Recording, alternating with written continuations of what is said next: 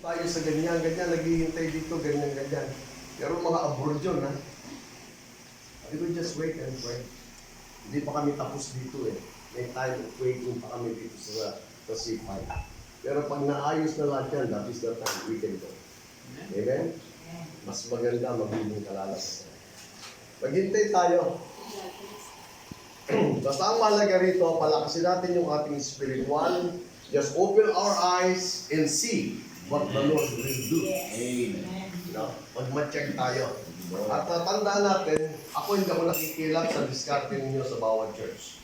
Ito ang pagkakaiba natin. Ang Jesus Sanctuary, ang inyong bishop, hindi ako nakikilam sa inyong gagawin sa loob ng church. Diskarte niyo yan. Kasi ako naniniwala meron tayong indifferences. Ang indifferences natin yung kanya-kanyang diskarte, yung mga talento. May talento si Bert, may talento si Pastor Pio. Iba-iba tayo, hindi tayo pare-pareho ng talento. Alam kong lalabas yan. At pag lumabas yan, napakaganda yan. May mahusay sa administration, may mahusay mag-disciple. Kanya-kanya tayo. Ako nagmamatsyag lang ako, tinitingnan ko. No? At nakikita ko naman ang ating mga pastor. You have a lot of talents. And your talent should be inserted sa church natin.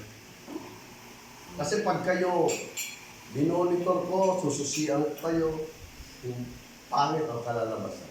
Kaya napansin nyo ba na itong gawin mo, itong no. Hindi ko ginagawa sa inyo.